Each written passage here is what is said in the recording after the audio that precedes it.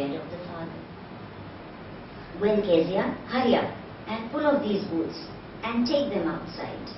Have you been a good girl today? Now he's asking, have you been good or bad? Now the way the father is asking, this little girl is scared and she stammers. And she says, I don't know, father. Now at this stammering also, the father gets annoyed. And he says, well, you better not stammer. Because if you do so, your mother will have to take you to the doctor.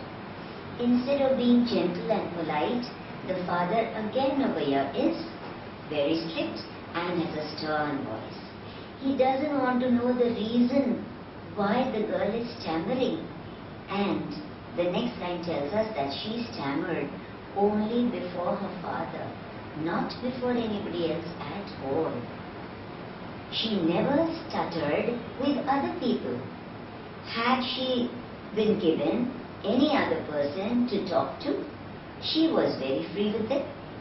But only with father she stammered and stuttered because she was trying so hard to say the words properly. That fear did not allow her to speak properly also before the father. What's the matter? What are you looking so wretched about? Mother, I wish you taught this child not to appear on the brink of suicide. And now the father feels that because she is stammering, she might even commit suicide. So he is telling the mother, you better take care of the girl. Better see that she doesn't do any of such activity at all.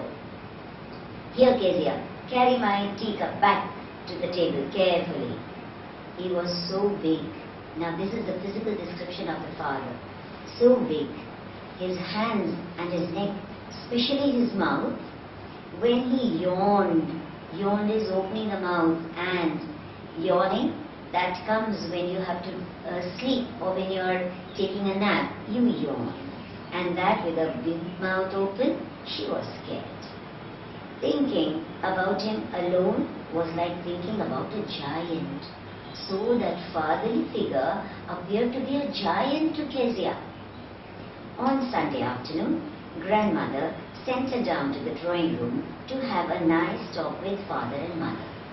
Now, obviously, you just read that she used to come down.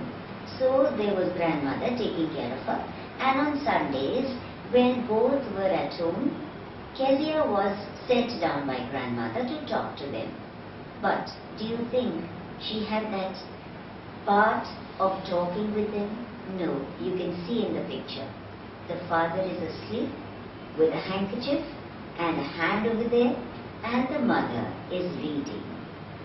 But the little girl always found mother reading and father stretched out on the sofa. His handkerchief on his face, his feet on the best cushions, sleeping soundly and snoring. Poor girl, again left all alone, although with her father and mother. She sat on a stool, gravely watched him until he woke up and stretched, and asked the time. Then looked at her. Don't stare so, Kezia. Now another remark. When the father has got up, he could have asked Kezia, well, what are you waiting for? Come, let us have a talk, let us have a word with each other. No, nothing of that sort at all.